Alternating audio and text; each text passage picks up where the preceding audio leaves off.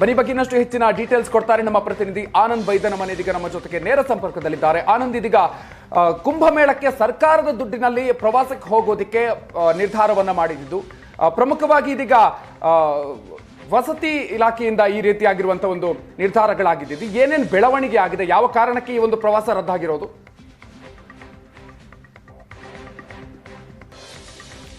ಮಧುಕರ್, ಕರ್ನಾಟಕ ವಿಧಾನಸಭೆಯ ವಸತಿ ಸಮಿತಿ ಏನಿದೆ, ಈ ಸಮಿತಿ ಅಧ್ಯಕ್ಷರಾಗಿರ್ತಕ್ಕಂಥವ್ರು ವಿಧಾನಸಭೆಯ ಉಪಸಭಾಧ್ಯಕ್ಷರಾಗಿರುವಂಥ ರುದ್ರಪ್ಪ ಲಮಾಣಿಯವರು. ರುದ್ರಪ್ಪ ಲಮಾಣಿಯವರ ನೇತೃತ್ವದಲ್ಲಿ ಕರ್ನಾಟಕ ವಿಧಾನಸಭೆಯ 3 ಪಕ್ಷಗಳ 13 ಶಾಸಕರು ಕುಂಭಮೇಳಕ್ಕೆ ಹೋಗಬೇಕು ಅನ್ನೋ ನಿರ್ಧಾರವನ್ನು ತೆಗೆದುಕೊಂಡಿದ್ದರು. ಪ್ರಯಾಗ್ರಾಜ್ ಸೇರಿದ ಹಾಗೆ ಪ್ರಮುಖ ಸ್ಥಳಗಳಿಗೆ ಭೇಟಿ ನೀಡುವ ಮೂಲಕ ಸರ್ಕಾರದ ವೆಚ್ಚದಲ್ಲಿ ಅಧಿಕೃತವಾದ ಪ್ರವಾಸವನ್ನು ಕೂಡ ನಿಗದಿ ಮಾಡಿದರು. ಫೆಬ್ರವರಿ 6ರಂದು ನಡೆದ ವಿಧಾನಸಭೆಯ ವಸತಿ ಸಮಿತಿಯ ಸಮಿತಿಯ ಸಭೆಯಲ್ಲಿ ಬಹಳ ಪ್ರಮುಖವಾಗಿ ಒಂದು ನಿರ್ಧಾರವನ್ನು ತೆಗೆದುಕೊಳ್ಳಲಾಗಿತ್ತು. ಪ್ರಯಾಗ್ರಾಜ್, ಅಯೋಧ್ಯ, ವಾರಣಾಸಿ ಮತ್ತು ಲಕ್ನೋ ಪ್ರವಾಸವನ್ನು ಮಾಡಬೇಕು ಅಂತ ನಿರ್ಧಾರವನ್ನು ತೆಗೆದುಕೊಳ್ಳಲಾಗಿತ್ತು. ಪ್ರಯಾಗ್ರಾಜ್ಗೆ ಹೋಗಿ ಅಲ್ಲಿ ನಡೀತಿರತಕ್ಕಂಥ ಕುಂಭಮೇಳದಲ್ಲಿ ಸ್ನಾನ ಮಾಡಬೇಕು ಅಂತ ನಿರ್ಧಾರವನ್ನು ಈ ಸಮಿತಿ ನಿರ್ಣಯವನ್ನು ಮಾಡಿತ್ತು. ಅದಕ್ಕೆ ಸರ್ಕಾರವು ಕೂಡ ಅನುಮತಿಯನ್ನು ಕೂಡ ಕೊಟ್ಟಿತ್ತು. ಮುಖ್ಯವಾಗಿ ಸ್ಪೀಕರ್ UT ಖಾದರ್ ಇದಕ್ಕೆ ಅನುಮತಿ ಕೊಟ್ಟಿದ್ದರು.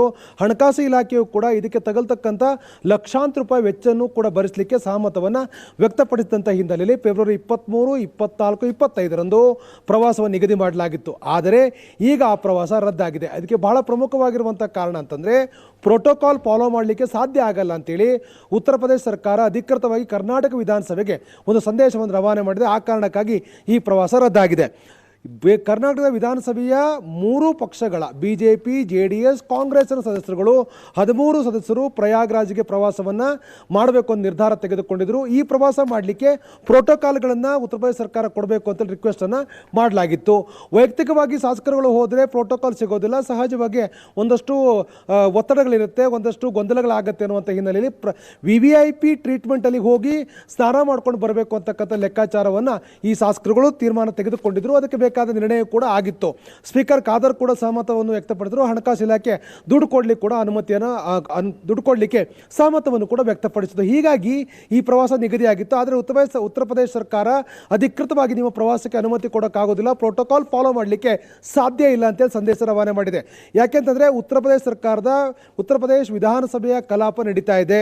ಈಗಾಗಲೇ ಅಲ್ಲಿ ಅಧಿಕಾರಿಗಳು ಕಲಾಪದಲ್ಲಿ ಬ್ಯುಸಿ ಇದ್ದಾರೆ. ಒಂದು ಕಡೆ ಪ್ರಯಾಗ್ರಾಜ್ದಲ್ಲೂ ಕೂಡ ಈಗ ಕುಂಭಮೇಳ ನಡೀತಾ ಇರುವಂಥ ಹಿನ್ನೆಲೆಯಲ್ಲಿ ದೊಡ್ಡ ಸಂಖ್ಯೆಯಲ್ಲಿ ಜನ ಬರ್ತಾ ಇರುವಂತಹ ಕಾರಣಕ್ಕೆ ಅವರು ಕಂಟ್ರೋಲ್ ಮಾಡ್ತಕ್ಕಂಥ ಸಾಧ್ಯ ಆಗೋದಿಲ್ಲ. VVIP ಟ್ರೀಟ್ಮೆಂಟ್ಗೆ ಒಂದಷ್ಟು ಬ್ರೇಕ್ ಹಾಕಬೇಕು ಅಂತೇಳಿ ನಿರ್ಧಾರ ಕೈಗೊಂಡಂತ ಮುಂದುವರೆದ ಭಾಗವಾಗಿ ಈಗ ಕರ್ನಾಟಕ ಶಾಸಕರಿಗೂ ಕೂಡ ಕುಂಭಮೇಳ ಪ್ರವಾಸಕ್ಕೆ ಬ್ರೇಕ್ ಬಿದ್ದಿರತಕ್ಕಂಥ Madhukar. Okay, thank you Anand ಡೀಟೇಲ್ಸ್ಗೆ.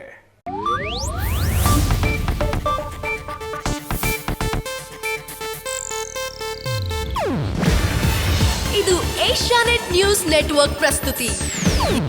ನೀವು ನೋಡ್ತಿದ್ದೀರಾ ಏಷ್ಯಾನೆಟ್ ಸುವರ್ಣ ನ್ಯೂಸ್.